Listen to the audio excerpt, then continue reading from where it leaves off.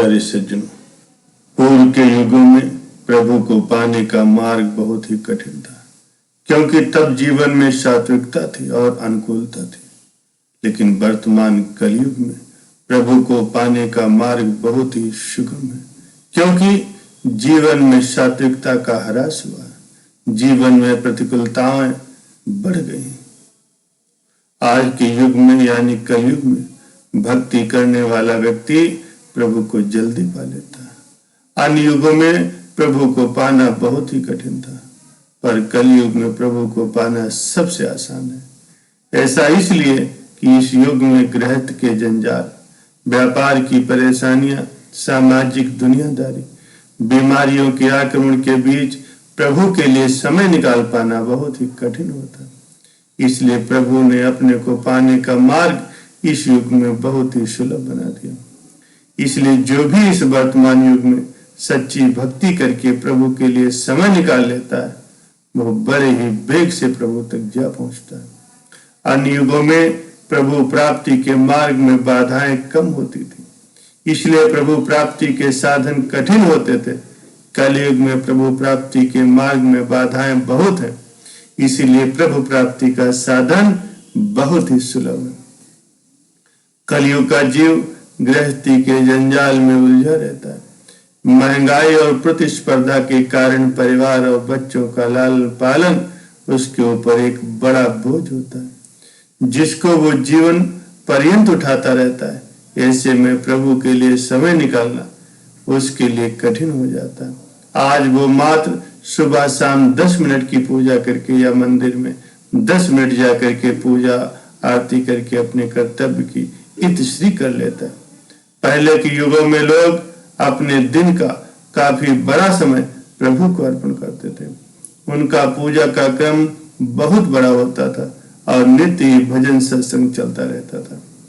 लेकिन वर्तमान में आधुनिक बनने की होड़ में जीव का बहुत बड़ा समय व्यतीत हो जाता है और प्रभु की तरफ उसका ध्यान ही नहीं जाता। कलयुग में जीव को व्यापार और आजीविका की परेशानी ने घेरा हुआ है। वो व्यापार में आगे बढ़ने के लिए प्रतिस्पर्धा के युग में अनैतिक हथकंडे भी अपनाता है और अनैतिक कमाई भी घर में लाता है। इस कारण से आध्यात्मिक परिप्रेक्ष्य में उसका पतन हो जाता है। उसका जीवन शुद्ध नहीं रहता, आचार विचार भी शुद्ध नहीं रहते। पहले के युग में लोग संतोषी हुआ करते थे और अनैतिकता से कभी समझौता नहीं करते थे, इसलिए उनका उत्थान होता था। लेकिन कलयुग में सामाजिक दुनियादारी ने जीव के समय के एक बहुत बड़े भाग का अपहरण कर लिया। वो अपनी प्रतिष्ठा के लिए, नाम के लिए व्यर्थ की दुनियादारी में उलझा रहता और इस प्रकार से अपने आप को बेवजह ही व्यस्त बना करके रखता। दुनियादारी निभाते निभाते वो दुनिया को तो याद रखता है, लेकिन प्रभु को भूल जाता है। कलयुग में बीमारियों के आगमन के कारण जीव सदैव परेशान रहता है। गलत खान पान, प्रदूषण, आधुनिक दिनचर्या की मार के कारण उसका स्वास्थ्य बिगड़ जाता है। स्वस्थ रहने के लिए उसे बहुत परिश्रम करना होता है। महंगे इलाज और दवाइयों के रिएक्शन में उसका जीवन उलझ जाता है। पुराने समय में शुद्ध आहार था, सात्विक रहन सहन था, जिस कारण से जीव निरोगी रहता था और अपनी सेहत ठीक होने के कारण अपना तन और मन प्रभु की सेवा में अर्पण करके रखता था।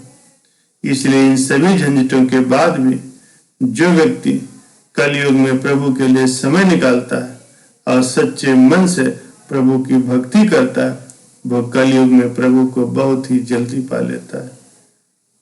कलयुग के अवरोधों को लांघता हुआ जो व्यक्ति प्रभु की ओर दौड़ता है, उसे प्रभु स्वयं ही आगे बढ़ करके अपनी बाहों में भर लेते हैं।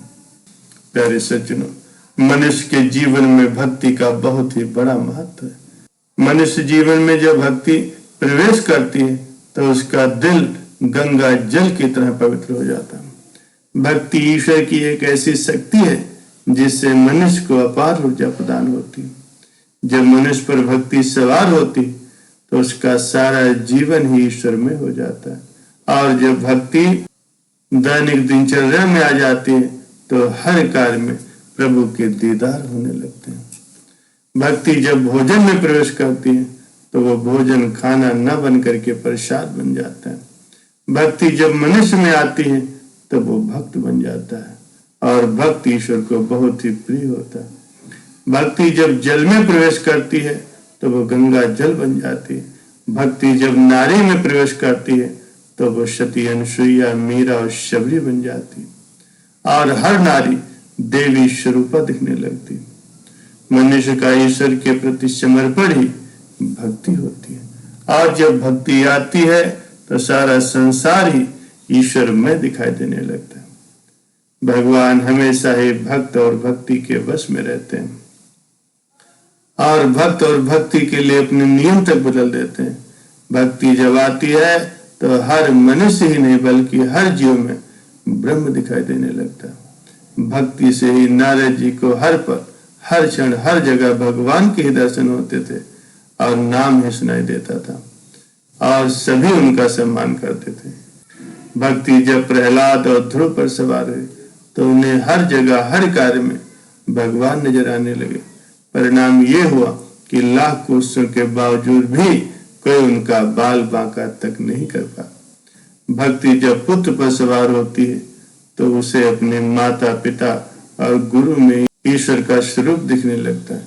पुत्र को जब माता पिता में भगवान दिखने लगते हैं तो वो श्रवण कुमार बन जाता है। भक्ति ही मनुष्य जीवन का मूल उद्देश्य व लक्ष्य होती है और बिना भक्ति के मनुष्य जीवन पशुवत बन जाता है। प्यारे सज्जनों, इसीलिए भक्ति परमार्थ पर चलने वाला हर जीव अपने साथ साथ अन्य हजारों लोगों का भी कल्याण करता है। वो स्वयं तो मुक्त होता ही है और न जाने कितनों को भी मुक्त करा देता है। प्यारे सज्जनों, भक्ति हमारे जीवन का प्राण है। जिस प्रकार से पौधे का पोषण जल और वायु के द्वारा होता है, उसी प्रकार से हमारा हृदय भक्ति से ही सशक्त और सुखी होता है। भक्ति वो प्यास है जो कभी नहीं बुझती और न ही कभी उसका विनाश होता है, अपितु वो तो सदैव बढ़ती ही रहती है। मानव जीवन में अध्यात्म व ईश्वर की आराधना का बहुत बड़ा महत्व है। ईश्वर की भक्ति से मनुष्य को शक्ति मिलती है। अध्यात्म की ओर जब मनुष्य का झुकाव होता है तो उसे दुर्गुण, कुरीतियों और कुसंस्कारों से मुक्ति मिल जाती है। मनुष्य के जीवन में अध्यात्म का बहुत विशेष महत्व है। इसलिए मनुष्य को चाहिए कि वो अपने जीवन को अध्यात्म और भक्ति में लगा, जिससे उसका ये जीवन भी सुखपूर्वक व्यतीत हो और उसका परलोक भी सवर जाए।